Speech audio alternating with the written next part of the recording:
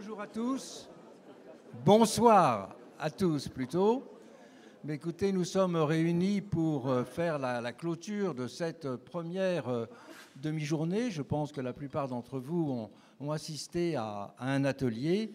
Et donc, nous allons avoir non pas un débat de synthèse, mais un débat général sur les thèmes de la journée. Mais je voudrais d'abord donner la parole à ceux qui nous ont permis d'être réunis ici aujourd'hui, à savoir la mairie de Nantes et à son maire adjoint, Bassam Assed. Donc si vous voulez bien nous dire quelques mots de bienvenue, nous vous serions gré de cela. Merci beaucoup. Je ne vais pas vous prendre beaucoup de temps parce que je pense que la majorité des personnes présentes dans la salle sont venues pour vous entendre vos invités.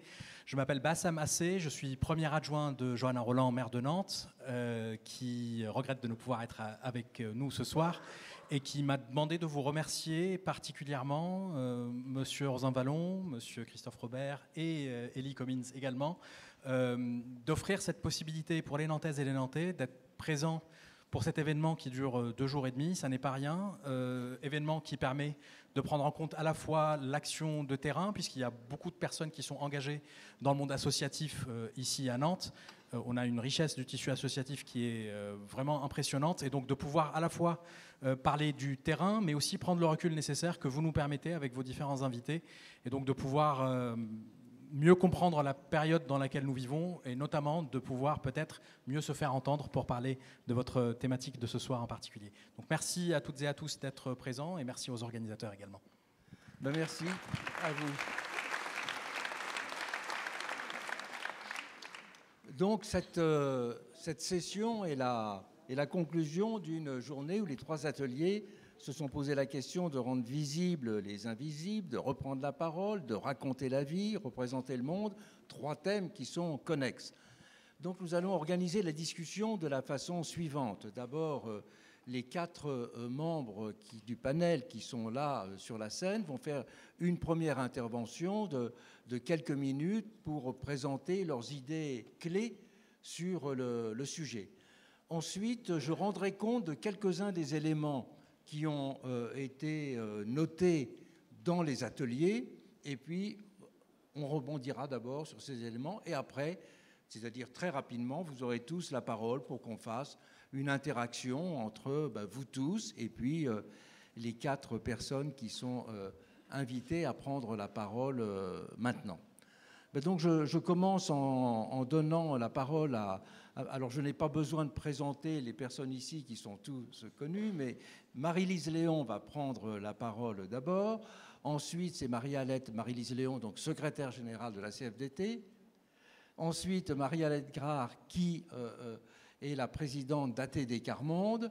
Puis nous aurons Jérémy Pelletier, qui est le directeur de la Fondation Jean Jaurès, qui était invité ici parce que cette fondation a beaucoup travaillé pour essayer de moderniser les enquêtes, les statistiques sur la société, et donc il pourra nous parler de cette évolution. Et puis enfin, Yvan Jablonka, qui est à la fois un historien, un romancier, qui a publié beaucoup de livres sur la condition des femmes, sur l'exclusion. Et donc, avec lui, c'est le point de vue de quelqu'un qui est au carrefour des méthodes et des disciplines d'analyse de la société. Donc, je commence par Marie-Lise. Alors, Marie-Lise, quand on regarde l'histoire syndicale, les syndicats sont considérés comme des organisations, officiellement comme des organisations représentatives.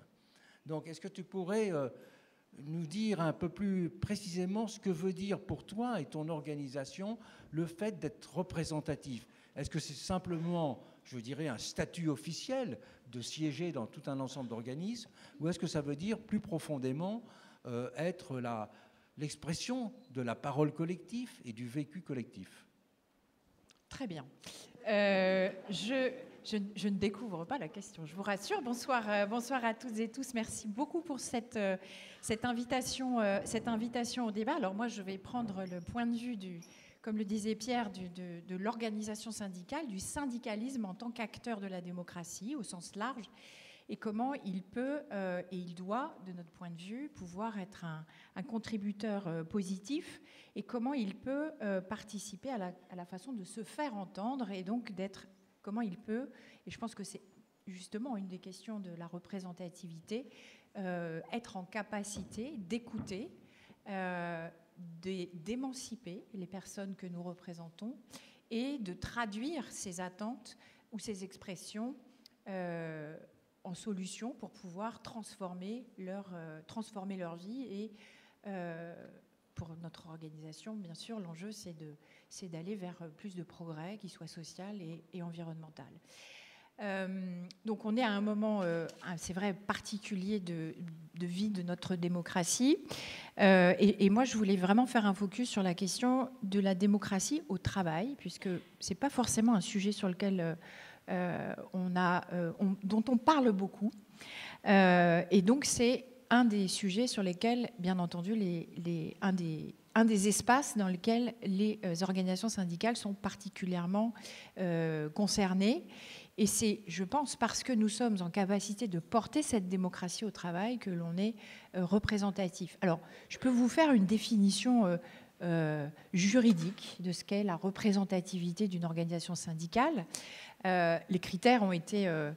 je ne vais pas vous en faire la liste exhaustive, mais dans l'histoire du syndicalisme, il y a eu une définition de la représentativité qui a été profondément modifiée en 2008. Et en 2008, parmi les critères de représentativité des organisations syndicales, on a fait le choix, il y a 2 grandes centrales syndicales qui sont la CFDT et la CGT, qui ont fait le choix de définir différents critères de représentativité, qui sont notamment le respect des valeurs républicaines, d'avoir des adhérents. Et le premier, l'élément central de mon point de vue, c'est le nombre de voix que l'on recueille auprès des salariés, des agents des fonctions publiques que nous représentons.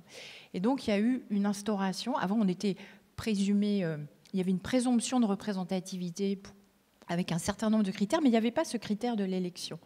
Et donc, il y a à la fois, de notre point de vue, la question de l'élection qui est importante et la question de l'adhésion. Alors, le critère n'est pas très exigeant puisqu'on nous dit qu'il faut avoir des adhérents, donc on peut en avoir 2 et s'en satisfaire. Bon, ça fait partie des choses sur lesquelles nous, on est également très investis, de dire il faut des voix aux élections, mais il faut aussi des adhérents acteurs de l'organisation. Et donc, dans cet espace démocratique que l'on souhaite développer au travail, on a un enjeu de pouvoir, ça fait écho à beaucoup d'éléments qui étaient dans les ateliers, c'est comment on fait en sorte de rendre le travail visible. Et je prends un exemple un peu d'actualité. Je ne vous parlerai pas de retraite, je vais vous parler du budget. Je ne croise pas un agent des fonctions publiques dans la période qui me dit « Marie-Lise, j'en ai assez d'être une ligne comptable. J'en ai assez d'être un effectif. » Personne ne parle du travail des agents des fonctions publiques, des missions qu'ils rendent. Et donc, je pense que c'est aussi une des missions de l'organisation syndicale, rendre ce travail visible. Et donc, c'est rendre visible avec les personnes que nous représentons pour qu'ils puissent les mettre en condition d'exprimer eux-mêmes ce qu'ils vivent au travail et la façon dont ils souhaitent pouvoir faire changer les choses. Et donc, donner voix au travail, c'est incarner la démocratie dans le réel. Outre cette question du lieu de travail et de refaire société par le travail et par la parole, le syndicalisme, c'est également un acteur institutionnel. Donc il suffit le syndicaliste de proximité qui va à la rencontre de ses collègues pour les écouter, c'est aussi aller dans de l'institutionnel pour pouvoir dialoguer avec des interlocuteurs qui ont l'autre partie du pouvoir, de pouvoir transformer les choses et de trouver des compromis, et donc via la négociation collective. Ce syndicalisme-là, je pense qu'aujourd'hui, et ça fait partie des pistes que la CFDT poursuit, il a un intérêt extrêmement important à ne pas travailler seul, et donc c'est aussi l'un des enjeux pour la CFDT d'être dans le pacte. Le pacte du pouvoir de vivre, une alliance de 65 organisations, c'est pouvoir travailler avec d'autres organisations, confronter les réalités, les difficultés, parfois les ambiguïtés, voire même les contradictions pour trouver des solutions qui permettent de répondre concrètement à ce que vivent les travailleurs. Et je pense que ce que nous apporte le pacte, c'est que plutôt que de séparer les thématiques et de les affaiblir, les traiter ensemble et les confronter, c'est les renforcer pour pouvoir être extrêmement... apporter des réponses concrètes. Le troisième point sur lequel je voulais revenir, c'est l'enjeu de se faire entendre. Je pense qu'on a un véritable enjeu d'échelle démocratique à articuler. Se faire entendre territorialement, à l'échelle déjà de son lieu de travail, de son territoire, de son secteur professionnel, à l'échelle nationale. Et je pense qu'on a un enjeu particulier à travailler sur l'échelle européenne. Je pense qu'on a... Parce que se faire entendre et construire des solutions, c'est aussi être capable d'articuler l'ultra-local et le très macro. Et aujourd'hui, à l'échelle européenne, nous, en tant qu'organisation syndicale, c'est un axe particulièrement sur lequel on est investi particulièrement. C'est un enjeu démocratique et c'est aussi utile, moi, en tant que responsable syndical, d'aller dialoguer avec d'autres responsables syndicaux d'autres pays européens, notamment en Italie, qui, dans la période, sont confrontés à un contexte très particulier. Et puis, je vois que tu ressaisis le micro. Exactement. Et que ça fait 7 minutes, désolée. Le dernier point sur lequel je voulais insister, et on pourra y revenir, faire place à la parole, se faire entendre, c'est aussi lui donner des effets. Et donc, de pouvoir donner à voir la façon dont j'ai été entendue, comment ça se concrétise demain. C'est extrêmement important de pouvoir se dire que la façon dont on peut aussi rendre vivante la démocratie, c'est aussi par les effets qu'elle produit directement sur la vie des gens.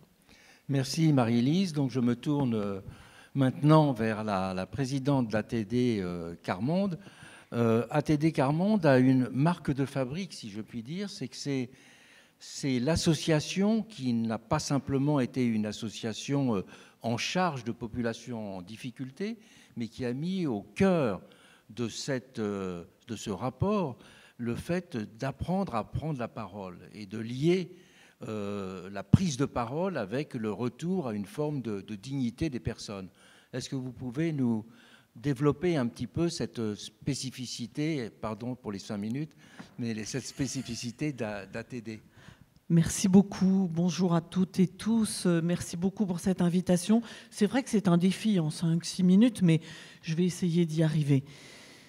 La pédagogie d'ATD Quart-Monde, c'est partir de l'expérience de vie, des savoirs de vie et d'expérience des plus pauvres. C'est vraiment être sûr de n'oublier personne dans notre société. On a une phrase d'ailleurs dans nos fondamentaux qui dit « Tout homme porte en lui une valeur fondamentale et inaliénable qui fait sa dignité d'homme. » Alors j'ai choisi pendant ces quelques minutes-là de vous montrer combien un combat tenace à partir des plus pauvres et avec les plus pauvres tout au long peut mener à des avancées. Parce que c'est pas facile aujourd'hui, hein. On est clair, la situation n'est pas simple, en particulier pour les plus pauvres. Mais je trouvais important de se redire les avancées que nous avons pu avoir ensemble. Et quand je dis ensemble, c'est souvent dans ATD Quart-Monde, ce sont des professionnels, des chercheurs et des personnes qui ont l'expérience de la grande pauvreté. Et ensemble, nous avons osé faire avancer la lutte contre la pauvreté et la grande pauvreté dans notre pays par une présence au Conseil économique et social, par exemple, depuis 1979, avec notre fondateur, Joseph Wresinski, qui a porté un rapport qui a beaucoup changé les choses sur la manière de regarder la lutte contre la pauvreté dans notre pays. Vous savez, dans les années 90, tout le monde disait, sauf ATD Quart-Monde, qu'il fallait faire pour les plus pauvres. Il fallait vraiment agir pour les plus pauvres. Et depuis les années 90, si vous avez remarqué, et si vous êtes comme moi un peu ancien dans cette salle, vous avez remarqué que les associations, petit à petit, ont changé de langage, et ensuite les politiques, pour dire nous devons faire avec les plus pauvres, et même maintenant, on en est à dire qu'il faut absolument faire la participation des personnes les plus pauvres pour faire changer notre société. Eh bien cela, si je peux me permettre de façon tout à fait immodeste, ça vient de Joseph Wresinski en 1987 au CESE, dans le rapport qu'il a fait sur grande pauvreté, précarité économique et sociale, où il a écrit beaucoup de choses avec des personnes qui ont l'expérience de la grande pauvreté. Et de ce rapport découle le RMI, revenu minimum d'insertion. Un petit rappel, à l'époque, c'était 50% du SMIC. Nous sommes aujourd'hui, avec le RSA, à 30% du SMIC. Mais bon, c'est juste pour donner un petit rappel où nous en sommes aujourd'hui. Ensuite, il y a eu une évaluation des politiques publiques en matière de lutte contre la pauvreté. Et c'était Geneviève de Gaulle-Antonios qui siégeait au CESE à la suite de Wresinski pour ATD Quart Monde et qui, aidée du CREDOC, a pu faire une évaluation partout en France pour rencontrer les personnes les plus pauvres et vraiment comprendre l'impact des politiques publiques. Bon, c'est pareil, on n'en est pas tout à fait là aujourd'hui. Mais n'empêche, ça a donné la loi de lutte contre les exclusions de juillet 1998. Et derrière, ça a donné quoi? La CMU, la couverture maladie universelle, le DALO, le droit au logement opposable. Je pourrais poursuivre encore comme ça avec l'aide médicale d'État, etc. Et ce sont à chaque fois des étapes dans cette troisième assemblée de notre République, des étapes pour mieux comprendre comment avancer avec les personnes les plus pauvres. Moi, j'aime pas trop parler de ce que j'ai fait, mais voilà. J'ai commis un avis au CESE sur l'école de la réussite pour tous, une école de la réussite pour tous, qui est, alors jusqu'à présent, jusqu'en 2015, lorsque j'ai fait cet avis, en même temps que le rapport de Jean-Paul Delahaye sur grande pauvreté et la grande pauvreté dans le système scolaire, c'était à la demande de Najat Vallaud-Belkacem. Nous avons travaillé ensemble pour, Jean-Paul, faire un état des lieux de la grande pauvreté dans notre système scolaire, et moi, avec mes amis du CESE, mes collègues, montrer ce qui marche dans l'école. Eh bien, sachez une chose, c'est que jusqu'en 2015-2017, l'avis le plus diffusé du CESE, c'était celui de Wresinski, de 1987. Ça veut dire que la lutte contre la pauvreté, ça intéresse les gens dans notre pays. Il est toujours demandé, il est toujours regardé. Et qu'aujourd'hui, 10 ans plus tard, c'est toujours l'avis Une école de la réussite pour tous qui est le plus diffusé du CESE. Eh bien moi, je trouve que ça, c'est quelque chose d'encourageant. Ça montre que dans notre pays, il y a des gens qui s'intéressent à la fois au fait que notre école aille mieux. Nous faisons des propositions dans cet avis, évidemment, pour que l'école avance, de former les enseignants à la connaissance des différents milieux sociaux, aux pédagogies qui permettent la réussite de tous, etc. Et ça montre que tout est encore possible, que nous pouvons avancer ensemble. Vous me permettez encore 2-3 mots ? 2-3 mots. Voilà. Nous avons effectué en 2019, avec l'Université d'Oxford, avec des professionnels, des chercheurs et des personnes qui vivent dans la grande pauvreté, dans 6 pays dans le monde, une recherche sur les dimensions cachées de la pauvreté. Et cette recherche sur les dimensions cachées de la pauvreté, elle montre que ce n'est pas simplement un problème d'argent. Évidemment, c'est un problème d'argent, mais ce n'est pas qu'un problème d'argent. Les personnes qui vivent dans la pauvreté, elles ont des peurs, des souffrances, elles vivent de l'isolement, elles souffrent de l'isolement, de la maltraitance institutionnelle. Et l'INSEE, à la suite de cette recherche, a accepté de travailler avec nous pour mieux comprendre la grande pauvreté dans notre pays. Nous étions à 9,8 millions de personnes qui vivent sous le seuil de pauvreté il n'y a pas si longtemps. Regardez le dernier papier de l'INSEE, 11,2 millions. 11,2 millions parce que 18 mois de travaux avec des gens qui vivent la grande précarité au quotidien et une évaluation de la vie de ces personnes. Merci Marie-Alette. Je signale qu'un livre vient d'être publié sur Atelier Carmonde, qui était présenté tout à l'heure ici, qui est le livre d'Axel Brodier, que je vous recommande vivement.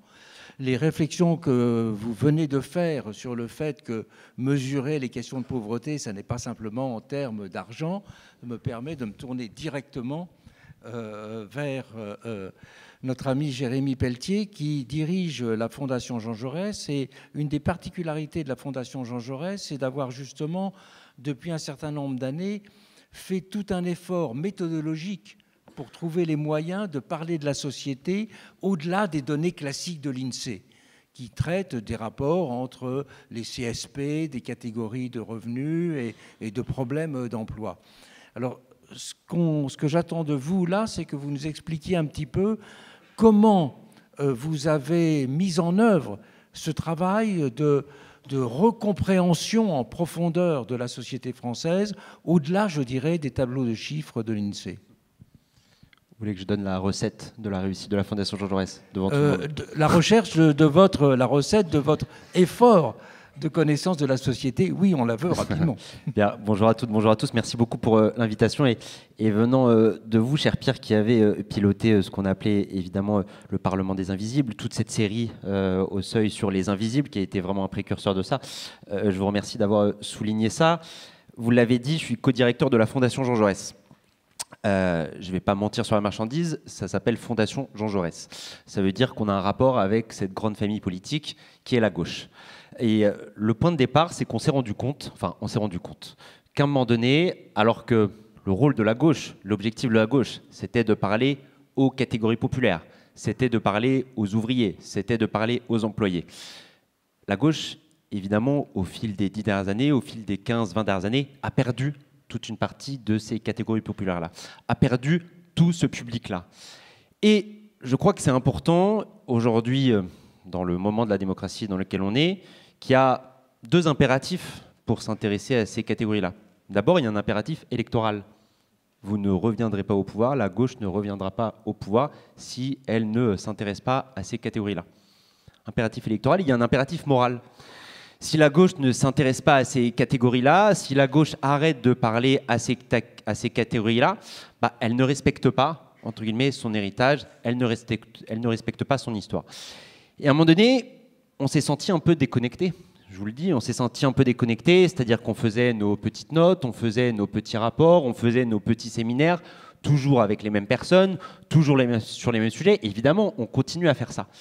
Mais on s'est rendu compte petit à petit qu'une grande partie de la société française, à la fois côté responsable politique, mais aussi côté fondation comme la nôtre, nous était totalement inconnue et était de plus en plus inconnue.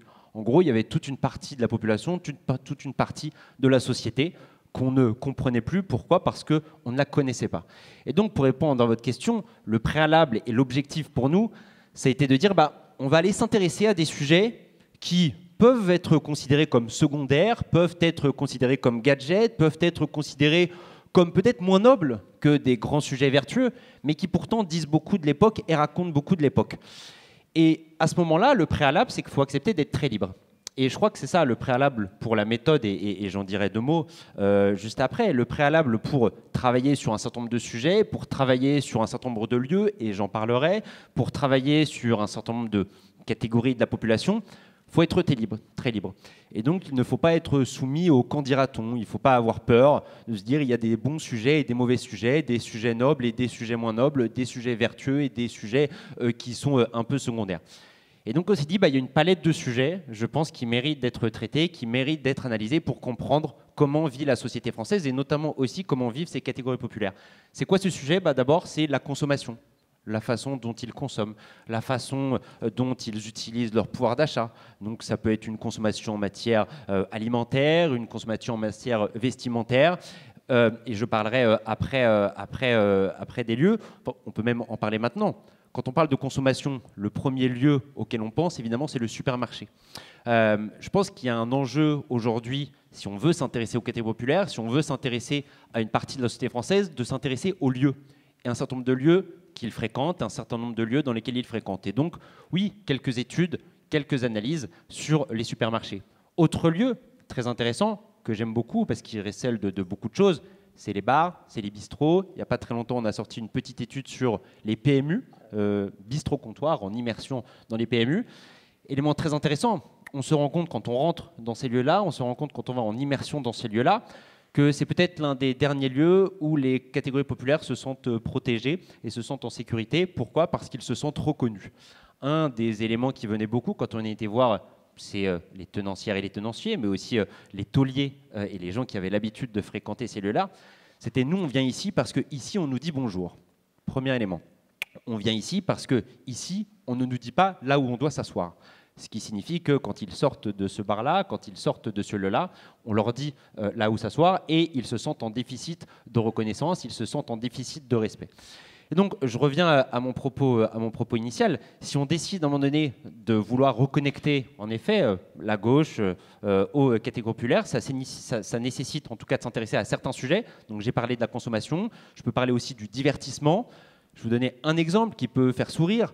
On s'est rendu compte que vous aviez tout un tas de sujets et tout un tas de divertissements, tout un tas de pratiques qui passaient totalement sous les radars médiatiques parisiens et qui pourtant représentaient une part importante d'activité et de divertissement chez les Françaises et les Français, la country et la danse country. Alors ça va vous faire marrer, peut-être que certaines et certains d'entre vous sont concernés. Force est de constater que oui, c'est un lieu de sociabilité. C'est un lieu de sociabilité important dans la société française. Et je fais cette parenthèse-là parce que un des éléments qui nous frappe beaucoup, et vous avez parlé en effet de toutes les études, cher Pierre, que nous menions, pas très longtemps, on a mené une grosse étude sur les lieux de sociabilité, et ce dont on s'est rendu compte, c'est que toute la société était touchée par ce que j'appellerais une forme de déshumanisation. En gros, une grande partie de la société, et c'est un des éléments d'ailleurs, et ça qui est intéressant, dans un moment où on cherche des objets communs, des éléments qui font commun, un des éléments aujourd'hui partagés par tous les territoires, par toutes les catégories sociales, par toutes les générations, c'est le fait d'être impacté par ce qu'on peut appeler la société de l'absence. Tout le monde est impacté dans sa vie par l'absence. Ça peut être l'absence de médecins dans un territoire, ça peut être l'absence de travailleurs dans certaines entreprises du fait des arrêts maladie longue durée, ça peut être l'absence de forces de l'ordre dans certains territoires, ça peut être l'absence de professeurs non remplacés dans certaines écoles. Et donc, en tirant le fil de cette société de l'absence, une grande partie des Français, nous disaient en tout cas dans les enquêtes qu'on a menées, finalement, on se rend compte que par rapport à il y a 10 ou 15 ans, on a moins d'interactions sociales qu'avant. Moins d'interactions avec nos commerçants, moins d'interactions avec nos amis, moins d'interactions avec notre famille. Parenthèse, avant la crise sanitaire, les individus voyaient en moyenne 5 groupes de sociabilité dans une semaine. Ça veut dire quoi, 5 groupes? Ça veut dire groupe d'amis 1, groupe d'amis 2, groupe d'amis 3, les collègues et les amis. Ça, c'était avant la crise. Depuis la crise, on est passé de 5 à 3. Donc on a réduit notre nombre de sociabilités. On a réduit notre nombre d'actions et d'interactions sociales. Conséquence, augmentation énorme de la solitude, augmentation énorme du sentiment d'isolement et donc sentiment énorme en effet d'une époque qui est touchée par la déshumanisation. Et donc s'intéresser aux lieux dans lesquels il se passe encore des choses, s'intéresser aux lieux dans lesquels il y a encore des interactions sociales, dans lesquels il y a encore du collectif. J'ai cité les PMU, j'ai cité la country, je pense que c'est un élément très important et je termine d'un mot. Les lieux d'une part, j'ai cité, les objets d'autre part. Je pense que pour comprendre cette société qui est compliquée, dans laquelle on a le sentiment d'avoir des vies parallèles, dans laquelle on a le sentiment de ne plus partager parfois grand-chose en matière de grille de lecture, en matière de vision du monde, et je suis sûr que vous le voyez aussi dans votre vie de tous les jours, avec vos amis ou avec votre famille, en fonction du territoire dans lequel vous habitez. L'élément intéressant et important, à mon avis, pour comprendre l'époque, c'est s'intéresser aux témoins de l'époque.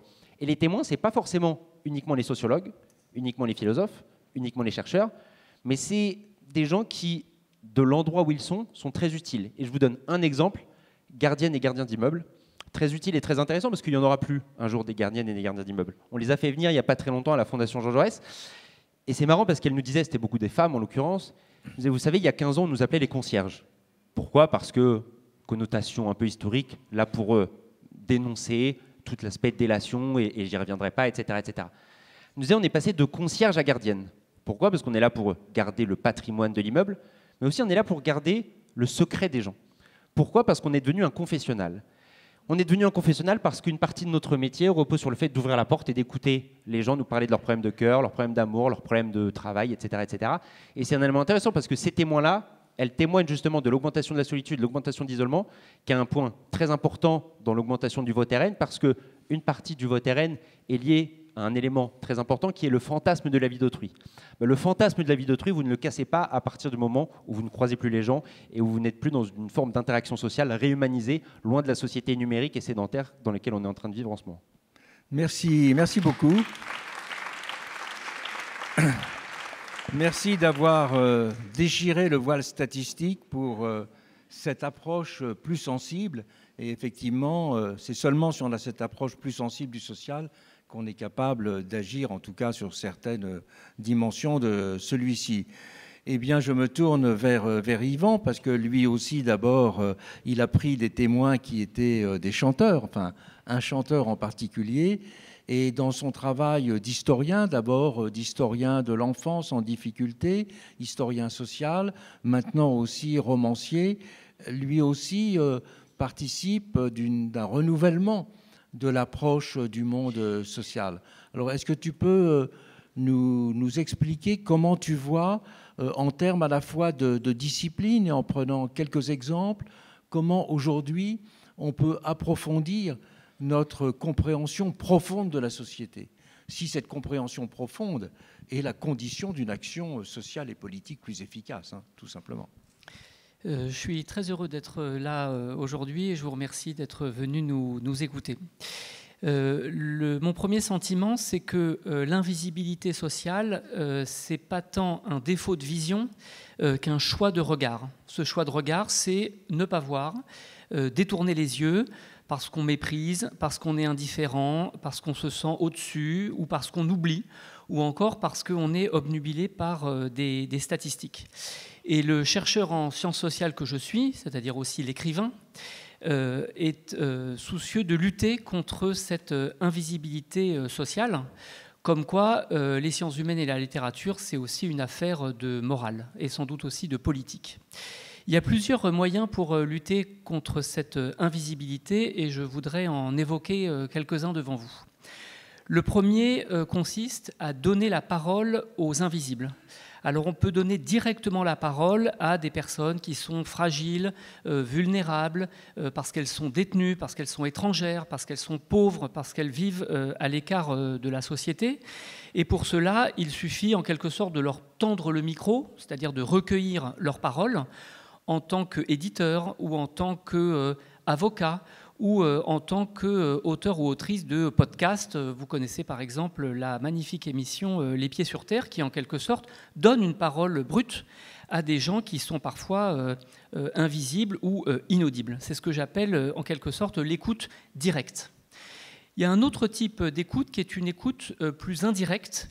C'est celle qui consiste à parler au nom des invisibles. Et vous voyez qu'il y a quelque chose ici de complexe, d'ambigu.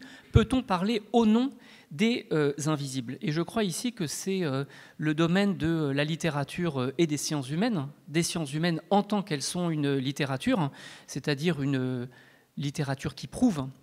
Et dans ce domaine, il s'agit de parler au nom de ceux qui ne peuvent pas parler. Dit comme ça pourrait sembler un petit peu étrange, mais la plupart des disciplines qui composent les sciences sociales se sont construites de cette manière. En effet, on pourrait résumer le travail de l'historien au fait de parler au nom des morts ou des disparus. De même, le sociologue est souvent quelqu'un qui parle au nom des dominés. Et enfin, pour ce qui est de l'anthropologie, on pourrait dire que les anthropologues parlent au nom des peuples non européens. Donc je l'ai dit d'une manière simple, mais vous voyez que d'une certaine manière, ces disciplines se sont construites de cette manière. Bien sûr, il y a une exigence qui sautera aux yeux à tout le monde, c'est le fait de rester fidèle. Le fait de rester fidèle à la parole qu'on place en vous, c'est-à-dire à la confiance qu'on vous fait. Comment reste-t-on fidèle en faisant des sciences sociales? En menant une enquête empirique, en respectant la parole qu'on place en vous, c'est-à-dire aussi en mettant en œuvre des raisonnements de sciences sociales. Et là, il y a des choses très concrètes qui consistent donc à respecter cette parole des disparus ou des invisibles, être humble, se dire que ce sont eux qui détiennent la vérité et non pas vous-même, quelque prestigieux que soient vos titres de créance, le fait de recueillir la confiance de vos interlocuteurs en les écoutant tout simplement, la conscience de ces postures académiques, la conscience des postures académiques qui sont inhérentes au travail du chercheur, et enfin ce que j'appellerais l'audace de la restitution. L'audace de la restitution, c'est-à-dire avoir le courage d'écrire et de mettre en forme tous ces témoignages de manière chorale, parce que un historien, un sociologue, un anthropologue, ce sont des gens qui écrivent et qui restituent de manière bien souvent polyphonique, chorale, les différents témoignages qu'ils ou elles ont recueillis. Et la troisième forme que je voudrais évoquer, c'est l'autobiographie. L'autobiographie, c'est un témoignage ou un récit de soi qui permettent de montrer ce qu'on ignore ou ce qu'on ne voulait pas voir. Ici, il est bien évident que quand on dit « je », cela doit être automatiquement un « nous », parce qu'un « je » enfermé dans son individualité n'a d'autre intérêt que pour soi-même ou sa famille. Dès lors qu'en disant « je », on dit « nous », on travaille à l'intersection d'une individualité et des collectifs, c'est-à-dire des structures sociales. Et là, en parlant de soi, en fait, on parle de toute une société et des collectifs dont nous sommes composés, comme le politique, la famille, l'école, le genre, etc. Je prendrai un seul exemple, c'est celui d'Annie Ernaux. Annie Ernaux, d'une certaine manière, n'a jamais raconté que sa propre vie, depuis sa honte de fille de cafetier épicier jusqu'à l'accompagnement de sa mère qui souffrait de la maladie d'Alzheimer. Et entre-temps, il y a eu la honte de l'étudiante, les aspirations de la jeune femme, l'ennui de la femme mariée, l'avortement, bien sûr, et les passions simples de la femme fraîchement divorcée. Et en racontant sa vie, Annie Ernaux n'a fait rien d'autre que faire l'histoire des femmes au XXe siècle. Et c'est précisément parce que son jeu était porteur de collectifs qui se déclinent à la première personne du pluriel. J'ai essayé en rappelant ces trois formes, donner la parole aux invisibles, parler au nom des invisibles et témoigner ou faire son autobiographie en tant qu'invisible. J'ai essayé de montrer qu'on pouvait écouter, entendre, diffuser la voix de ceux qu'on n'entend pas d'habitude et de ce fait, ce faisant, rendre la société moins aveugle et moins injuste. Merci Yvan.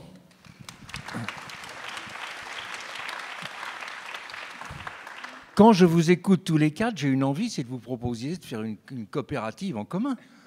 Faire une coopérative de connaissances sociales, parce qu'effectivement, il y a tout un ensemble de voix qui ont été exprimées, de voix V-O-I-E-S, qui ont été exprimées, qui me semblent redéfinir en quelque sorte la compréhension de la parole sociale. Nous reviendrons sur ce point, mais quand on nous a rendu compte des différents ateliers, cette question justement de la prise de parole, de la prise en compte de l'émotion, de la manière dont une parole transforme a été très, très présente dans les ateliers, et je pense que nous allons revenir tout à l'heure à cette question. Mais pour prolonger et nourrir immédiatement les questions de façon réactive, nous allons prendre quelques questions dans le public et je redonnerai tout de suite la parole à nos quatre invités pour approfondir justement, chacun dans sa direction, mais aussi en rebond avec les autres, même si effectivement ces voix ne sont pas toutes les mêmes, parce qu'il y a des voix qui représentent des organisations qui ont des centaines de milliers de membres. C'est le cas d'un syndicat, des voix qui représentent un groupe, je dirais, d'explorateurs de la connaissance. C'est le cas d'un écrivain ou d'un sociologue, ou de ceux qui sont sur le terrain comme des accoucheurs, en quelque sorte, de vie vécue. Et tout cela, c'est différentes façons d'exprimer la société. Mais avant d'exprimer la société, il faudrait que vous vous exprimiez. Donc, je ne sais pas où sont les micros. Ah si, il y en a. Ne me dites pas qu'il y en a un seul pour toute la salle. Ah bon? Ok, il y en a deux, ça va bien. Donc, levez vite la main parce que la concurrence va être rude. Bonjour. Est-ce que vous m'entendez? Oui, on vous entend. Allez-y. Merci beaucoup pour vos interventions. Moi, j'avais surtout une question suite à l'intervention de M. Jablonka. Merci beaucoup. Vous parlez du rôle des historiens, des anthropologues et des sociologues pour lutter contre l'invisibilité aujourd'hui. Est-ce que vous pouvez nous parler aussi des journalistes et comment est-ce qu'ils peuvent lutter contre cette invisibilité et sous quelles conditions? Merci beaucoup. Alors, lâche ton sac, Yvan, sur le sujet, mais on va d'abord prendre une ou deux autres questions, pour pas qu'il y ait simplement des questions par question. Là, il y a une question juste devant. Merci de nous donner la parole. Donc oui, le thème, c'est bien de se faire entendre, et c'est bien là la difficulté. Je crois que dans notre société aujourd'hui, beaucoup de personnes n'arrivent pas à se faire entendre, effectivement, à tel point que beaucoup de gens versent dans la défiance, dans un sentiment de colère, à travers l'abstention et le vote extrême, par exemple. Donc, si on a du mal à se faire entendre, beaucoup de personnes ont du mal à se faire entendre, c'est peut-être aussi parce que le personnel politique n'écoute pas suffisamment, ne fait pas l'effort d'aller écouter les gens. Voilà. Moi, je trouve qu'il y a une grande responsabilité des hommes politiques, de la classe politique, qui n'écoutent pas suffisamment, ou qui ne comprennent pas, qui ne font pas assez de terrain, je pense, pas suffisamment. Alors, la solution, vous nous l'avez exposé tous les quatre. Là, je pense que les adhérents de la CFDT, les gens qui bénéficient des services d'ATD Quart Monde, sont écoutés effectivement. Ça, c'est voilà. Donc là, eux, ils sont écoutés. Je pense qu'eux, ils sont reconnus. C'est très positif. À ce moment-là, pourquoi ne pas essayer de généraliser ces actions? Et alors, pourquoi pas une association ou un syndicat qui s'occupe de tous les citoyens? Voilà, le syndicat qui s'occupe de tous les citoyens, ça a déjà un nom, ça s'appelle la politique. Hein. Ah mais non, parce que... Ah non, je ne suis pas d'accord, parce que les hommes politiques... Moi, je dis, ce que fait le syndicat et ATD Quart Monde, c'est écouter chaque personne. Oui, mais la politique, ce ne sont pas simplement la classe politique, ce n'est pas simplement le monde politique. La politique, c'est tout le monde. Mais justement, au niveau local, pourquoi pas créer un syndicat du citoyen au niveau des communes, avec les conseillers municipaux qui sont chargés d'écouter, comme le fait la CFDT ou ATD Quart Monde, aller au-devant des gens, des citoyens. Je trouve que votre question est très intéressante, nous allons y répondre, mais je pense qu'il faut la déconstruire pour aller au fond de la réponse. Mais donc, je la note, un syndicat général des citoyens. Ok, c'est noté, vous aurez votre réponse. Si on continue comme ça... Et je vois quelques visages qui ont quelque chose à voir avec la politique qui répondront peut-être. Je conclus juste, c'est-à-dire si on ne fait pas cet effort un peu de généraliser, les gens vont aux extrêmes et s'ils ne se sentent pas écoutés, donc ils vont... notamment, il y a un parti qui monte, qui a l'air de répondre à... Très bien. Je crois qu'on a compris. Merci pour votre question. Une autre question ici. Bonjour. Il y a eu un grand moment récemment qui aurait dû permettre de se faire entendre, c'est le grand débat, les grands débats, et qui a été oublié. Donc c'est un peu un contre-exemple très refroidissant, je dirais, par rapport à la bonne volonté qu'on a tous de parler, et où en fait, au bout du compte, on se fait taire, quoi. Donc j'aimerais savoir, à l'heure où on reparle en plus de ce débat, de ces débats, et je crois que nous avons sur le plateau Jérémy Pelletier qui vient de publier une étude qui a fait tout un travail à partir des cahiers de doléances. Alors ça n'est pas le grand débat, mais je dirais c'est le même type d'approche, donc il pourra nous répondre à cette question-là. Encore une question avant qu'on refasse... Allez. Oui, vous m'entendez, bonjour. Oui. Merci beaucoup. J'ai une question peut-être un peu naïve. Qu'est-ce que ça changerait vraiment si toutes les personnes arrivaient à se faire entendre demain dans notre société? Parce que je rejoins certains propos qui ont été dits, c'est-à-dire le fait de ne jamais prendre en compte la parole des personnes concernées, ça alimente une certaine colère. Donc, sous-entendu, pourquoi elle n'est jamais prise en compte? Et si demain elle était réellement prise en compte, quel paysage politique on aurait en France? Qu'est-ce que ça changerait vraiment? Merci. Bon, très bien. Toutes ces questions tournent justement autour de l'écoute, de la prise de parole. Donc, je redonne je redonne la parole à chacune de nos intervenants. Je mets à part la question des journalistes qui est vraiment spécifique pour Yvan. Même les autres, vous pouvez avoir votre idée. Et sinon, toutes les autres questions sur le fait que les politiques n'écoutent pas, qu'il faudrait faire un syndicat des citoyens, se faire entendre, je crois que c'est commun à tout le monde.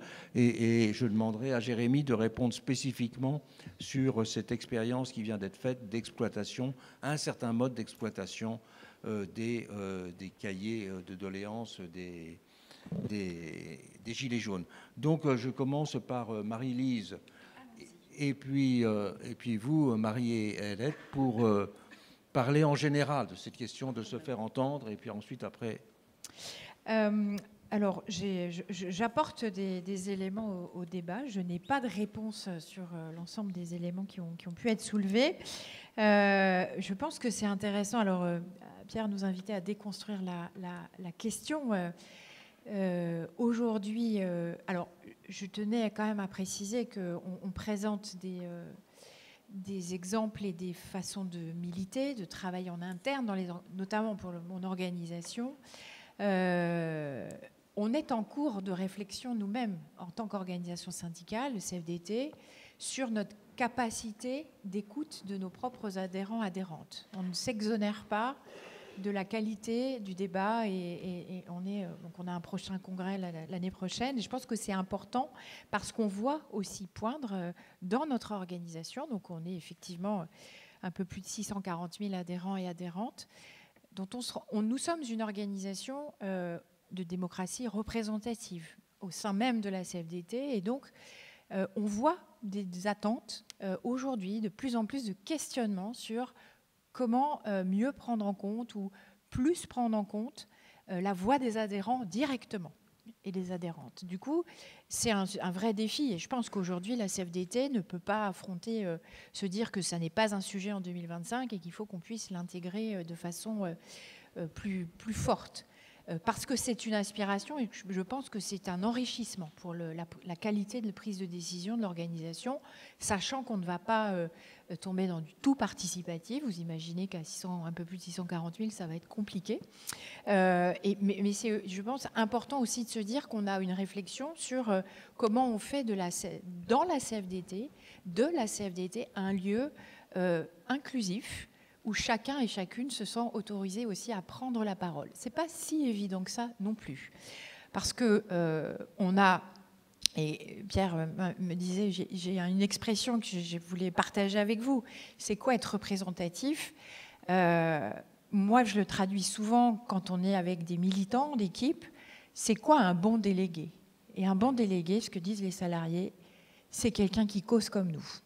C'est quelqu'un qui parle comme nous, qui sait ce que l'on vit et qui est capable de transmettre et de dire au patron les problématiques et de trouver des solutions. Et je pense que, et donc ça donne à voir la diversité aussi de cette représentation collective. Je voulais partager cette question aussi sur la CFDT en tant que telle, parce qu'on a mené une enquête il y a quelques années qui s'appelait Parlons Engagement. Il y a eu à peu près 30 000 répondants, beaucoup de militants de la CFDT. Et on a eu ce retour comme quoi la CFDT qui prône la démocratie en interne, etc., elle n'est peut-être pas si facile d'accès en interne. Et donc, on a un travail à faire d'une CFDT inclusive. La situation aujourd'hui, notamment du pacte du pouvoir de vivre, des associations, de l'ensemble des corps intermédiaires qui ne sont pas des partis politiques, aujourd'hui, elle est un peu particulière parce que je pense qu'on a un déficit des formations politiques et que mécaniquement, on demande aux organisations associatives, syndicales, de tenir un rôle qui n'est pas le leur. Voilà. Il y a aussi un sujet sur lequel je voulais... donc, un syndicat de citoyens. On en a vu une émergence au moment... Moi, avec votre question, j'ai pensé aux Gilets jaunes. Je me suis dit, tiens, ça, c'est aussi une structuration collective. Une organisation qui souhaite devenir représentative, puisqu'ils se sont présentés à des élections en fin d'année dernière. mais qui refuse de se plier à un certain nombre de critères que j'évoquais tout à l'heure. Moi, je pense qu'on a besoin, pour une démocratie vivante, on a besoin de formations politiques vivantes, qui font vivre leurs débats en interne, qui posent les sujets qui intéressent les citoyens et les citoyennes, et que c'est un vrai défi. Je sais pas si Est-ce que je peux te relancer oui. sur ce point quand tu as dit de façon très intéressante, vous posiez la question comment améliorer l'écoute des adhérents, c'est-à-dire la question de la démocratie à l'intérieur même de l'organisation. Est-ce que tu peux nous donner quelques pistes de réponses que vous explorez un petit peu? Quel est le type de réponse que l'on peut donner pour améliorer cette expression? Améliorer cette expression, c'est leur donner la parole, plus que ce qu'on le fait. On est parti, je pense qu'on a trop de... On est convaincu que toutes les sections syndicales, parce que c'est là que sont les adhérents, dans les entreprises, sur les lieux de travail, dans les administrations, cette vitalité démocratique, on a d'ailleurs fait...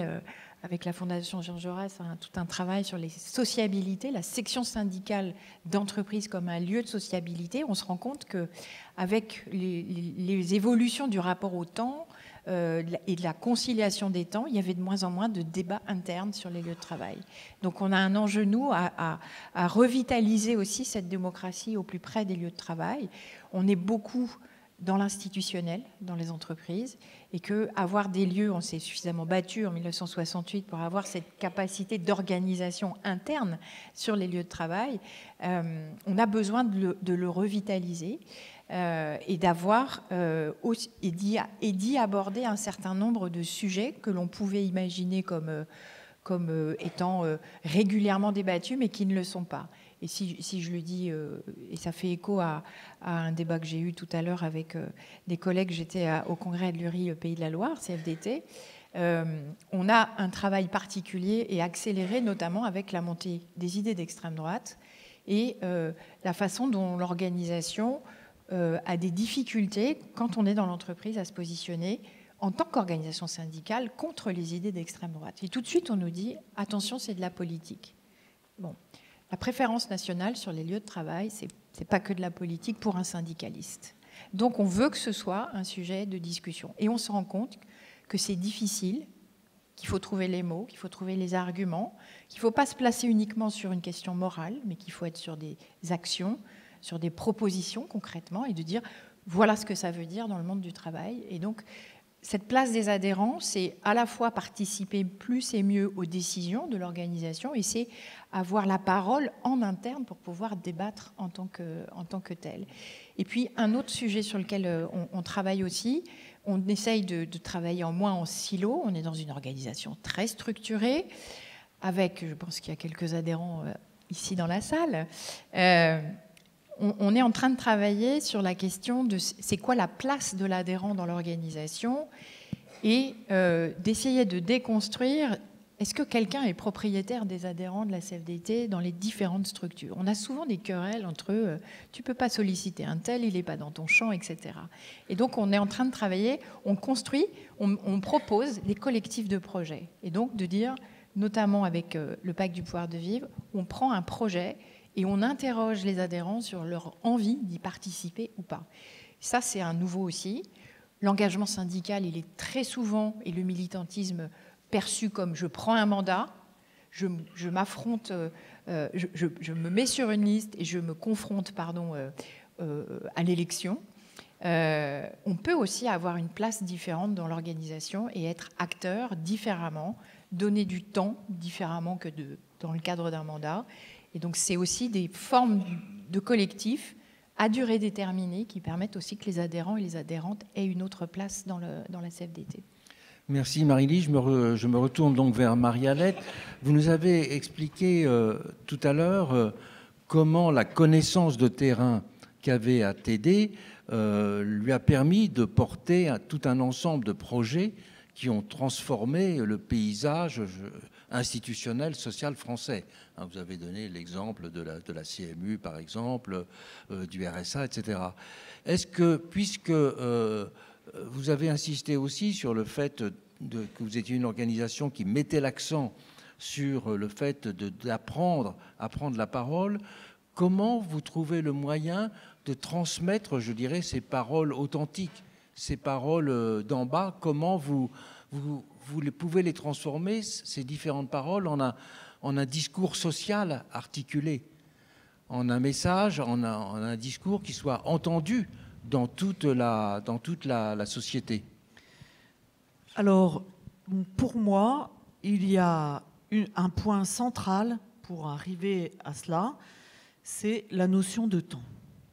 Il faut absolument oser prendre du temps parce que nous vivons dans des silos, soyons clairs, hein, nous vivons dans des mondes différents et que 24 heures pour moi, qui n'ai pas connu la grande pauvreté et qui ne la connaît pas au quotidien, ce n'est pas du tout 24 heures pour quelqu'un qui connaît la grande pauvreté. Et si nous voulons pas nous payer de mots, de vraiment prendre en compte les pensées, les savoirs de vie, les savoirs d'expérience des personnes les plus pauvres, alors il faut vraiment prendre le temps. Il faut vraiment que nous sachions prendre le temps, et je vais vous donner juste un exemple, c'est tout à fait modeste, hein, mais par exemple au conseil d'administration d'ATD Quart Monde, nous sommes 16 membres, et il y a 4 personnes qui ont l'expérience de la grande pauvreté. Mais ça peut être une présence tout à fait alibi. Et pendant des années, alors moi j'y suis depuis 17 ans, donc je peux vous en parler un petit peu. Hein. J'ai vu les différentes manières de faire et on a avancé. Et justement, nous nous rendons compte que si nous voulons que ce que nous disons partout, que les plus pauvres aient la parole et que l'on entende leurs pensées et que l'on prenne en compte leur savoir de vie dans la société, eh bien, faisons-le déjà dans le conseil d'administration d'ATD Quart Monde, par exemple. Eh bien, pour cela, il faut savoir prendre le temps. Et moi, je prends, par exemple, avant chaque conseil d'administration, 2 heures, un soir, en visio, pour préparer le conseil d'administration avec ces 4 militants Quart Monde, comme nous disons à ATD Quart Monde. 2 heures parce qu'il faut le temps. Vous savez, on est tous pareils. Hein. On a d'abord envie de se donner des nouvelles, prendre des nouvelles des uns et des autres. Ça permet ensuite de discuter sur le fond, vraiment, de chaque sujet sur le fond. Et je vous assure que leur participation au conseil d'administration n'est plus du tout une participation alibi. Alors, ils prennent vraiment la parole sur les sujets et moi, je peux les relancer si par hasard, ils n'oseraient pas prendre la parole sur les sujets. Si vous permettez, je vais réagir sur les 1 ou 2 questions là, qui ont été posées. Sur le syndicat de citoyens, je vais réagir à ma manière, qui est une militante depuis plus de 40 ans avec ATD Quart Monde, mais j'ai envie de vous dire, d'abord, il y a des collectifs qui existent déjà, et donc le pacte du pouvoir de vivre. Nous sommes un collectif de plus de 66 organisations, nous sommes différents et nous faisons ensemble. C'est pas rien dans notre société. Nous sommes vraiment différents et nous faisons ensemble. Et ça, vraiment, il faut inciter les citoyens qui veulent s'engager à nous rejoindre. Telle ou telle organisation du pacte ou le groupe local du pacte du pouvoir de vivre. Ça, c'est déjà une première chose. Les associations sont au premier étage, hein, vous pouvez aller les visiter. Les associations et la CFDT. Oui, les associations, voilà, les membres du pacte. Les membres du pacte... Et les adhésions directes voilà. sont possibles, me dit-on. Local. Non, mais j'en suis pas à dire adhérer à la CFDT. C'est pas ça que je dis. Hein. Continuez, Marie-Alès. J'ai 2 choses encore à dire. Franchement, les amis, vous êtes là parce que vous avez envie que la société bouge et qu'on ne laisse pas des gens de côté. Alors, chacune et chacun d'entre nous, nous en sommes capables et nous pouvons, là où nous sommes, au quotidien, dans nos lieux de travail, dans nos syndicats, dans les transports en commun, dans les magasins, etc., oser réagir. Oser dire bonjour, mais oser aussi réagir quand l'un ou l'autre est traité d'une manière qui est inacceptable. Parce que ça arrive quand même, de temps à autre. Et il faut qu'on montre qu'il y a de la solidarité dans notre pays. Et je vous assure que pour prendre les transports en commun à longueur de journée, de semaines et de mois, eh bien, quand on voit des gens réagir, ça fait du bien. Et j'espère faire du bien aux autres quand moi aussi je réagis. Et je vous incite à le faire vraiment. Une dernière chose, si vous me permettez. Allez-y. Qu'est-ce que ça changerait? Mais ça change déjà. Vous connaissez l'expérimentation territoire zéro chômeur de longue durée. 83 lieux où on expérimente le fait d'embaucher des gens qui sont au chômage depuis 5 à 7 ans en CDI au SMIC. Alors c'est très clair. Moi, il y a 4000 personnes qui ont été embauchées comme ça à ce jour dans notre pays. C'est pas rien, contrairement à ce que disent certains ministres de notre gouvernement. Ce n'est pas rien du tout, même si c'était 15 ou 20 personnes, ce n'est pas rien. Ce sont des adultes qui sont au chômage depuis trop longtemps. 4000 personnes. Derrière ces personnes, d'abord, ces personnes, elles retrouvent une place dans la société, et je peux en témoigner, dans le quartier. Ça change la vie du quartier, parce que socialement, elles retrouvent une place et elles participent à la vie du quartier, ce qui n'était pas le cas avant. Et puis ces adultes, ils voient demain et après-demain, parce qu'ils ont retrouvé un CDI au SMIC. Ce n'est pas la panacée, le SMIC, hein. Marie-Lise, ce n'est pas ce que je suis en train de dire. Pas du tout. Mais quand même, savoir que demain et après-demain, on va avoir un salaire qui va tomber et qui sera le même. Ça, c'est quelque chose.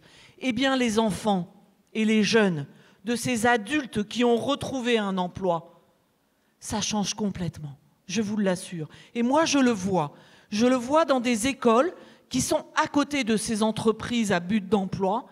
J'entends les enseignants nous dire « c'est bizarre, mais il y a un certain nombre d'enfants qui ont retrouvé confiance en eux, qui osent rentrer dans les apprentissages que nous leur proposons. » C'est ce qu'on appelle le conflit de loyauté. Vous savez, quand un enfant, un jeune, un adulte n'ose pas rentrer dans les apprentissages qui lui sont proposés, de peur de trahir son milieu, de peur de trahir sa famille, parce que ce qu'il vit à l'école est extrêmement différent de ce qu'il vit chez lui, et que le langage à l'école est extrêmement différent du langage de la maison. Donc de peur de trahir, il bloque les apprentissages dans sa tête. Alors si Territoire zéro chômeur était vraiment évalué par des groupes de chercheurs, mais même par des organismes d'État, dans les écoles proches de là où les parents ont retrouvé un emploi, alors ça montrerait que les coûts d'un emploi d'un chômeur à longue durée, ce n'est pas simplement ce que coûte Territoire zéro chômeur. C'est merveilleux d'avoir ces enfants et ces jeunes qui se projettent pour demain. On y croit. Merci Marie-Alex. Alors, Yvan, je me tourne vers toi en prononçant un petit mot de transition. C'est que je me souviens, comme historien, d'une phrase que tu connais bien, c'est qu'au XIXe siècle, un grand auteur qui faisait partie de ce qu'on appelait les poètes ouvriers disait « Je me situe en bas de la société et je raconte ce qui s'y passe ». Comment, dans toi, ton expérience à la fois d'historien, de romancier, tu vois comment le fait de raconter ce qui se passe avec les mots pour le dire, parce que ce n'est pas simplement des idées générales, c'est des mots sensibles, comment cette révolution du sensible, tu la vois susceptible de produire des effets de transformation de la société. La révolution du sensible, c'était d'ailleurs une formule qu'employait un philosophe français bien connu. Avant de répondre à ta question, permets-moi de répondre à la question de Madame qui m'importe. Madame m'a demandé les relations entre le journalisme et l'histoire.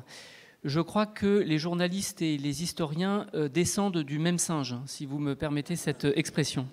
Je veux dire par là qu'ils font tous et toutes des enquêtes empiriques dans le réel pour démontrer quelque chose. Ensuite, les uns travaillent souvent dans l'urgence et les autres ont plus de temps. Mais d'une certaine manière, c'est annexe. Je vais vous donner 2 exemples. Jean Hatzfeld, ex-journaliste à Libération, a écrit plusieurs livres sur le génocide des Tutsis au Rwanda en interrogeant successivement les victimes, les bourreaux, les témoins. Je crois qu'il prépare le travail des historiens puisqu'il publiait son livre à l'époque où les historiens ne s'intéressaient quasiment pas à la question, à part quelques exceptions qui se comptent sur le doigt d'une seule main. Le deuxième exemple, c'est le travail et les enquêtes de Fabrice Arfi à Mediapart. Lui aussi, je crois, prépare le travail des historiens car ses enquêtes et ses découvertes seront désormais inséparables des mandats de Nicolas Sarkozy et de François Hollande. Vous voyez qu'il est difficile de séparer le travail des uns et le travail des autres.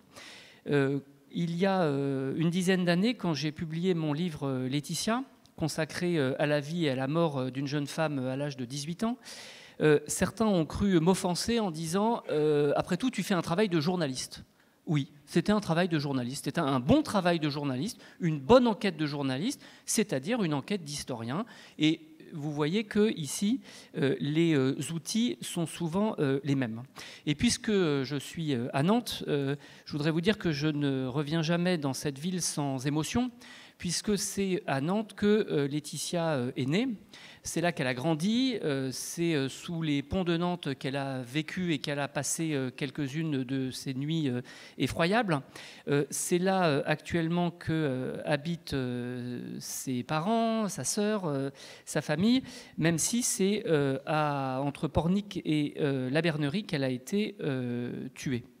Quand j'ai fait mon enquête sur la vie et la mort de Laetitia, j'ai passé beaucoup de temps donc à Nantes à rencontrer des gens qui n'avaient pas l'habitude de parler. Alors bien sûr, j'ai rencontré des professionnels de la parole, comme des procureurs, des avocats, des journalistes.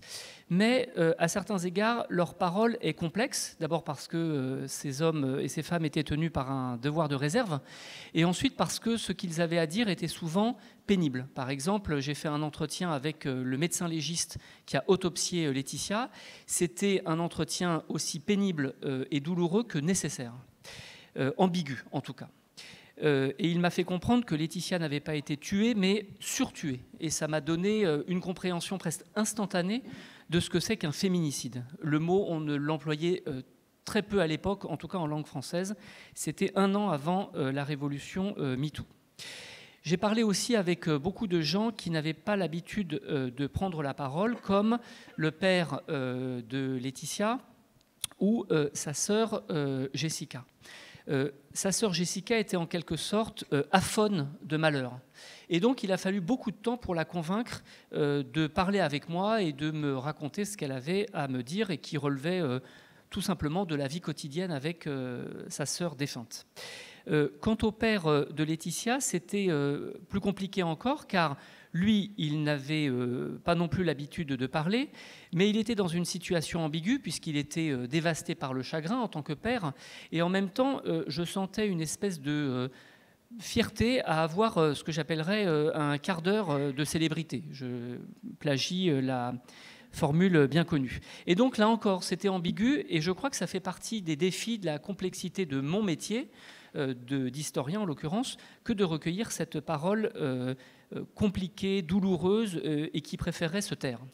Enfin, je terminerai par Laetitia elle-même. C'est bien sûr l'absente de cette enquête, puisque j'ai commencé à m'intéresser à elle précisément parce qu'elle avait disparu. Je me suis beaucoup demandé comment on pouvait entendre la parole de Laetitia, non seulement parce qu'elle avait disparu, mais en plus parce que de son vivant, personne ne s'intéressait à elle. Et c'est sans doute ça qui a contribué à la fragiliser et finalement à la détruire. Et la chance que j'ai eue, c'est que la famille de Laetitia m'a confié les codes de son compte Facebook. Et donc j'ai eu cette drôle d'expérience qui a consisté à me connecter sur le compte Facebook de Laetitia, sans sa volonté, mais avec celle de sa famille, et à voir ce qu'elle avait écrit. Donc j'ai eu comme une communication directe avec elle, post-mortem, d'outre-tombe, comme dirait l'autre, mais qui m'a donné en quelque sorte accès à cette parole complètement inouïe invisible, inaudible, tue.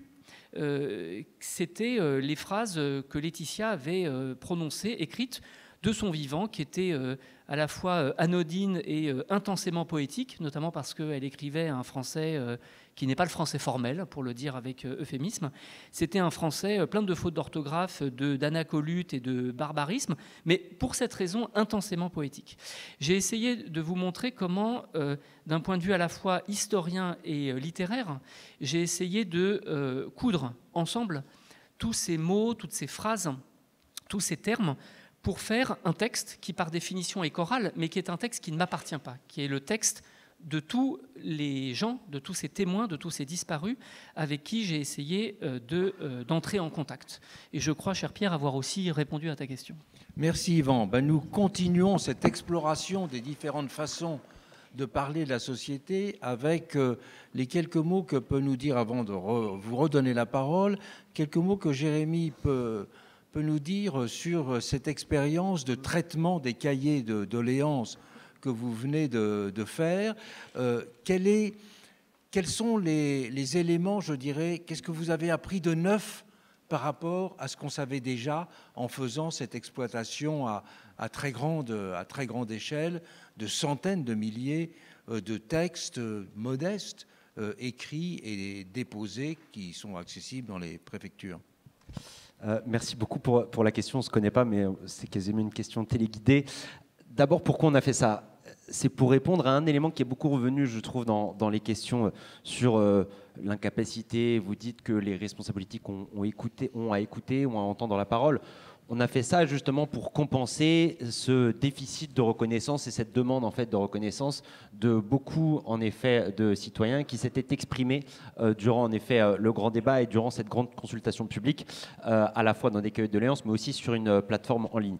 Et je vais en dire un mot juste pour dire que si ce sujet-là de l'écoute, si ces sujets de la reconnaissance vient autant, c'est qu'en effet, une grande partie aujourd'hui de la population, peu importe, idem la catégorie sociale, peu importe l'endroit où on se situe, est touchée en effet par ce déficit de reconnaissance. Et donc, ce serait très facile, et c'est pas du coup ce que je vais faire, parce que ce serait très facile de taper en effet sur les responsables politiques nationaux en disant que c'est de leur faute, en disant vous n'écoutez pas, etc., etc.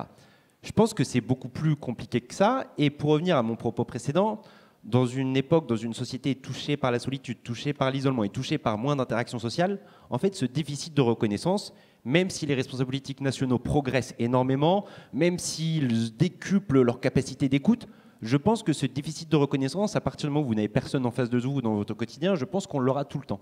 Et donc, il ne faut pas, à mon avis, espérer, imaginer que le déficit de reconnaissance, qui est exprimé par beaucoup de gens, et notamment dans le monde du travail, c'est une des spécificités françaises, sera compensé, notamment par les responsables politiques. On parle beaucoup d'IA, et je vais en parler dans un instant. Il y a l'intelligence artificielle, en effet. Il y a aussi l'intelligence de l'altérité, je pense, qui est très importante dans l'époque. Et vraiment, j'insiste, je pense que le grand projet de société, le grand projet politique que tout le monde devrait défendre, c'est le fait de remettre des gens partout. C'est remettre des collectifs partout, c'est le fait de remettre des individus dans des territoires où il n'y en a plus, de remettre des individus dans des espaces qui se sont déshumanisés. Parce que vraiment, je pense que ce déficit de reconnaissance qui a été très bien exprimé par vous toutes et tous et qui est très bien exprimé en effet dans les cahiers qu'on a analysés, ne sera jamais compensé et on ne répondra jamais à ce déficit de reconnaissance à partir du moment où vous ne remettez pas des yeux en face d'autres individus. Pour répondre en effet à la question du grand débat, ce n'était pas du tout intuitif et naturel au départ que la Fondation Jean Jaurès utilise une intelligence artificielle. Je vous le dis, on est une fondation ancienne, une vieille fondation politique, et donc quand on vient nous proposer d'analyser quelque chose sur la base d'une intelligence artificielle, très honnêtement, au départ, on dit d'une part, on n'est pas câblé pour le faire, techniquement, mais c'est un peu sale, c'est un peu vulgaire, et on ne va pas faire ça. Sauf que, pour répondre, Pierre, à votre première question de tout à l'heure, en permanence, on se dit quels sont les bons outils, les nouveaux outils qui sont utiles pour essayer de comprendre le réel et raconter le réel. Je vous ai parlé tout à l'heure des objets, je vous ai parlé des lieux, je vous ai parlé de témoins. Je pense qu'on doit aussi avoir une réflexion dans tous nos travaux et dans les travaux qu'on mène sur les outils. Les bons outils qu'on peut utiliser, les outils modernes aussi qu'on peut utiliser. Vous connaissez les sondages, vous connaissez les enquêtes, vous connaissez les enquêtes qualitatives, quantitatives, les enquêtes de sociologie, etc., etc. Ben, en effet, est-ce qu'on peut se dire que potentiellement l'intelligence artificielle, à partir du moment où elle est française, à partir du moment où elle est maîtrisée, à partir du moment où elle est souveraine, est-ce que potentiellement elle peut être utile à la démocratie et pour la démocratie, et est-ce qu'elle peut être utile pour les sciences sociales? Et je trouve que c'est un débat intéressant parce que ce n'est pas totalement intuitif. Notre premier réflexe serait de dire c'est que la droite et l'extrême droite qui utilisent ça, nous on ne va pas y toucher. Sauf que, oui, je vous assure, ils vont l'utiliser, ils vont très bien l'utiliser à leur dessein. Et donc je pense que nous aussi on doit l'utiliser, et c'est quelqu'un qui n'est absolument pas techos qui vous le dit, je pense qu'il faut l'utiliser, je pense qu'il faut essayer de la maîtriser justement à dessein. Et donc ce qu'on a fait, ça fait depuis 2019 qu'en gros tout le monde dit, et a raison, vous n'avez pas traité les cahiers de doléances, vous n'avez pas traité les réponses au grand débat national, et les gens qui le disaient avaient raison de le dire et exprimaient une énorme frustration de ce point de vue-là. Donc ce qu'on a fait, c'est qu'on a travaillé avec deux chercheurs, Antoine Jardin et Hugo Micheron, qui ont inventé et mis en place une intelligence artificielle. Ils ont récolté les réponses des 400 000 répondants sur la plateforme publique du grand débat national. Et c'est là où l'IA elle est intéressante, parce que sans IA, vous ne pouvez pas encaisser, digérer les réponses à 80 questions de plus de 400 000 personnes. Donc, juste, je fais cette parenthèse parce que ça montre aussi que dans les travaux pour montrer le réel, regarder le réel, mettre en lumière un certain nombre de choses, on peut aussi avoir cette réflexion sur des nouveaux outils. Et en l'occurrence, là, l'IA a été très utile. Qu'est-ce qu'on a vu, et je suis très court sur ça, mais parce que ça fait le lien aussi avec des questions et des réflexions qu'on a entendues à l'instant sur la démocratie. Bah, d'abord, ce qu'on voit, et ça, pour le coup, on peut reprocher aux responsables politiques cet élément-là, c'est que la population, alors il y a un biais, c'est les gens qui ont répondu, donc ce n'est pas une enquête représentative, mais malgré tout, ça représente quand même quelque chose. Bah, on se rend compte que la société française est une société extrêmement mature sur beaucoup de sujets, qu'elle est beaucoup plus mature sur beaucoup plus de sujets que les responsables politiques le croient.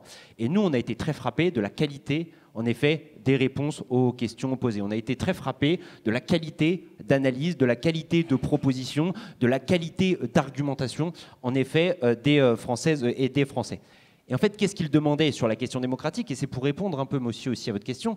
Bah, ils demandent, et c'est d'ailleurs, vous allez croire que c'est fait exprès, mais c'est le papier de Bassem Assé qui est là et qui a analysé cet élément-là pour nous dans ce rapport sur le grand débat. Les gens demandent une démocratie beaucoup plus adulte. En gros, ce ne sont pas des révolutionnaires. Ça permet aussi, petite parenthèse, de dire que les responsables politiques qui pensent que les Français sont dans une volonté de renverser la table, dans une volonté absolument révolutionnaire, dans une volonté de tout casser, je pense qu'ils sont totalement à côté de la plaque, parce qu'une grande majorité de la population, nous ce qu'on voit dans les enquêtes et ce qu'on a vu dans ce grand débat, ne sont pas pour renverser la table. Beaucoup plus matures qu'on ne le croit, et ce qu'ils demandent, c'est une démocratie adulte. Démocratie adulte, c'est quoi? C'est une démocratie, en effet, qui va les consulter beaucoup plus régulièrement que simplement ponctuellement sur des petits sujets. C'est en effet une démocratie dans laquelle il y a beaucoup plus de référendums. Ce n'est pas une surprise, beaucoup de gilets jaunes ont répondu à ça, donc ce qui revenait beaucoup, c'est le référendum d'initiative citoyenne. Mais cet élément-là, il est très important parce que globalement, ce qu'il faut retenir, c'est qu'ils demandent une démocratie plus adulte, plus régulière, dans laquelle en effet leur avis est davantage entendu. Petite parenthèse, j'ai parlé des élus tout à l'heure, il y a quand même certains élus qui passent sous les filets de la défiance, et ça vient beaucoup dans, en tout cas, les analyses qu'on a faites des réponses qu'on a eues sur ce grand débat, c'est les élus locaux. Les élus locaux sont extrêmement plébiscités. Globalement, ce qu'on a vu dans beaucoup de réponses, c'est nous, les élus qui sont utiles, pour nous, justement, pour cette question de reconnaissance, les élus qui nous écoutent, les élus avec qui on peut parler, c'est les élus de proximité. Et donc, en effet, les élus locaux sont énormément cités.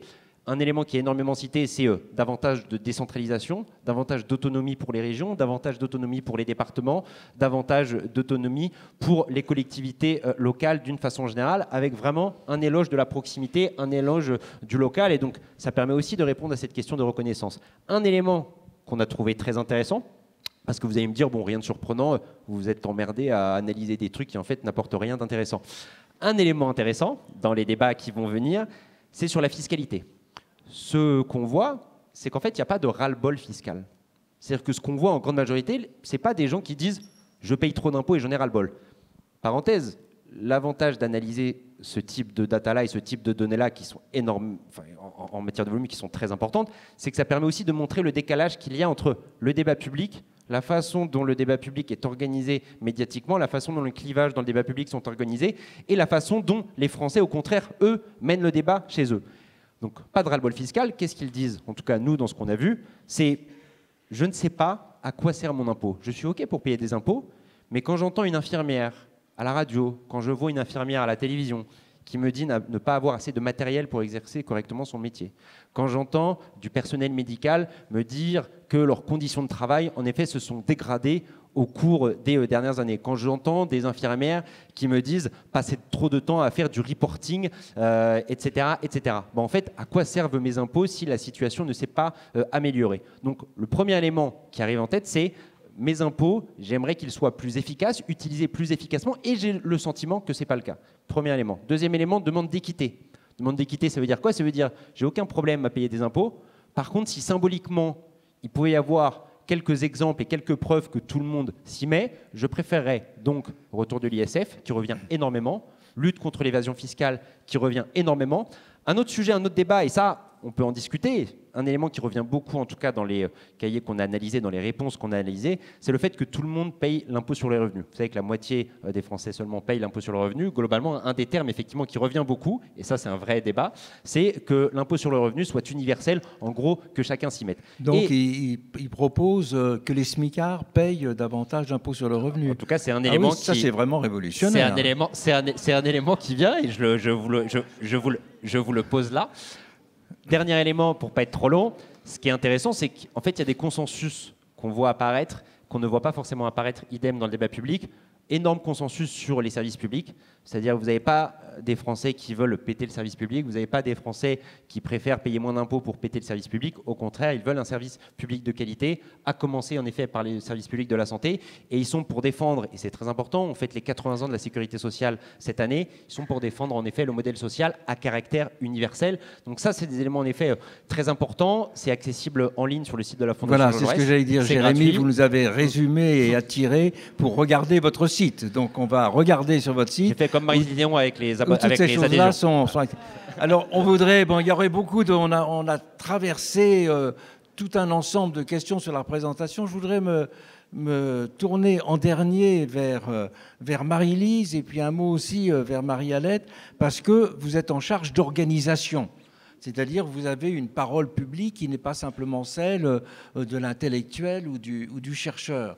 Et de ce débat que nous venons d'avoir, quels sont les quelques éléments de langage, puisque dans les ateliers, il apparaissait que les éléments de langage étaient quelque chose de décisif aujourd'hui. Quels sont les éléments de langage ou de renouveau du langage qui vous semblent essentiels aujourd'hui pour montrer l'attente, et plutôt l'attention que l'on a vis-à-vis de la vie quotidienne des gens, de leurs paroles. Comment traduire cela dans quelques formules? Donc c'est un début de brainstorming que je vous demande de faire rapidement, mais qui évidemment qu'on doit poursuivre, parce que cette question, elle était tellement au cœur de tous les ateliers qu'il y a eu dans l'après-midi, que c'est vraiment quelque chose qui doit retenir notre attention. Et pour la fin de cette première journée de notre forum, je trouve qu'on a commencé très fort sur ces sujets-là, de trouver les mots, les éléments de langage qui résonnent avec l'existence des gens. Et là, évidemment, l'expérience du syndicalisme est absolument essentielle. Je n'oublie pas personnellement que le syndicalisme, il a commencé avec des journaux ouvriers, c'est-à-dire avec des personnes qui racontaient ce qu'était la vie ouvrière et qu'il a documenté. Et qui était écrit par des travailleurs, exactement, des travailleuses qui, pour la plupart, doutaient de leur capacité même à pouvoir écrire, parce que le syndicalisme... Ça s'appelait l'artisan, l'écho de la fabrique. Et d'une culture orale, et que la question du passage par l'écrit est toujours vécue comme une difficulté, ou en tout cas une montagne infranchissable par beaucoup de travailleurs et de travailleuses. Moi, de ce que j'ai envie de partager là, de façon très spontanée, c'est que je pense qu'il faut avoir une lucidité partagée sur le fait que prendre la parole, ça n'est pas une évidence pour beaucoup de monde, et que aujourd'hui, y compris sur les lieux de travail, on se rend compte que, ou dans une organisation syndicale, ça reste... Il faut que je trouve bien les mots, puisque la question des mots est aussi importante. Prendre la parole, c'est une aisance qui n'est pas, dont certains et certaines pensent qu'elles n'ont pas la capacité de le faire. Donc je pense que le collectif a vraiment une responsabilité et une vigilance à faire en sorte que chacun se sente autorisé à prendre la parole. Ça, c'est important, parce que dans un collectif, il y a des rapports de force, il y a des usages, il y a des rapports entre les uns et les autres, et que c'est important que le collectif soit vigilant sur ça et qu'on ait cette lucidité à se dire que l'expression, elle n'est pas évidente pour tout le monde. Moi, je suis frappée de aussi l'écart de langage et de mots utilisés entre ce qu'on peut entendre dans le débat public et ce qui est vécu et perçu dans les entreprises. Et je pense qu'on a une vraie bataille culturelle des mots à porter, et que je pense qu'on ne portera pas la voix de ceux que l'on représente aussi bien qu'avec leurs propres mots. Et donc, il faut qu'ils se sentent à la fois autorisés à parler et à utiliser leurs propres mots. Et je pense que ça, c'est important parce que c'est une façon de se reconnaître, c'est une façon de se dire « je peux avoir confiance ». Bon, ça veut dire aussi, quand on est porte-voix, qu'il faut être à la hauteur des espérances que ça peut susciter. Et justement, sur le grand débat, quand j'ai retenu l'expression « le grand débat a fait taire », je pense que lorsqu'on ouvre la parole et qu'on suscite des attentes, il faut être clair sur ce que notre interlocuteur peut en attendre et ce qu'il va être fait de cette expression, parce qu'il nous fait confiance. Mais je ne pense pas que dans le grand débat, les attentes suscitées aient été écoutées, et que je pense que les personnes qui se sont exprimées n'ont pas juste attendu de pouvoir le dire, elles ont attendu qu'il y ait des réponses. Et que c'est là aussi que l'ouverture de la parole, elle peut s'abîmer si le contrat n'est pas respecté et si les conséquences ne sont pas concrètement à suivre. Merci, c'est très juste et très fort. Et un mot de Marie-Alette, alors. Un mot et un exemple. Un mot et un exemple. Ça va bien ? Allons-y. Moi, je crois qu'il nous faut, je le redis, je l'ai dit tout à l'heure, mais il nous faut nous parler pour oser prendre le temps de se connaître pour se reconnaître. Vraiment, nous vivons dans des mondes trop séparés et prenons le temps de connaître ceux qui ont des vies différentes des nôtres. Mais je voudrais donner un exemple. Alors, les conventions citoyennes, et je salue le travail de Claire qui est par là, voilà. Mais les conventions citoyennes qui ont eu lieu au CESE, et la convention citoyenne sur fin de vie, par exemple, la convention citoyenne sur le temps de l'enfant qui va avoir lieu. Je sais que ça n'a pas débouché sur grand-chose, etc. On sait bien, OK. Je veux vous donner cet exemple parce que sur la première convention citoyenne sur le climat, nous n'avons pas accepté que des personnes qui ont l'expérience de la grande pauvreté y participent. Pourquoi ? Pour deux raisons.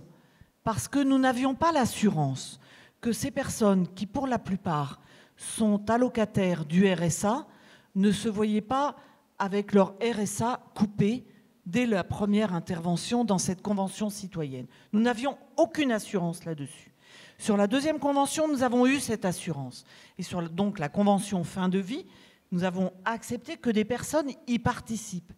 Mais c'est un travail dans la durée, toujours cette notion de temps, avec les équipes du CESE qui préparaient cette convention citoyenne, d'une part pour qu'elles contactent les caisses d'allocation familiale, pour pas que les personnes, parce que ça peut vous paraître rien, mais quand on est au RSA, on a 500 et quelques par mois pour vivre, et si on vous le coupe pour 3 mois, et ça veut dire 3 mois avec 0.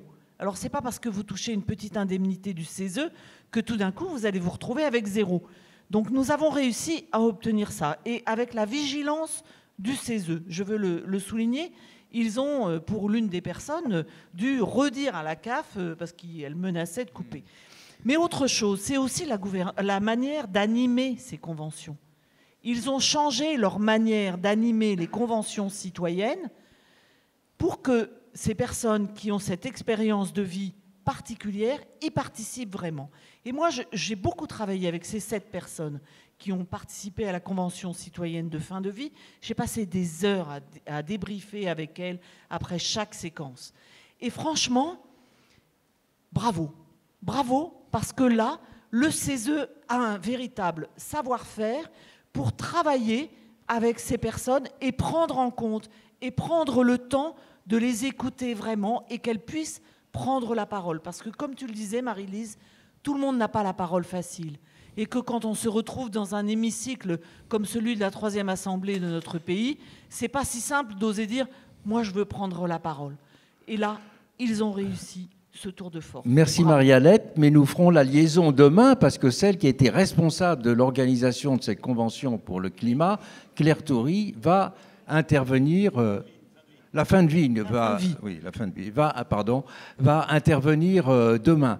Mais écoutez, merci à tous parce que je crois qu'avec vos interventions, nous avons progressé.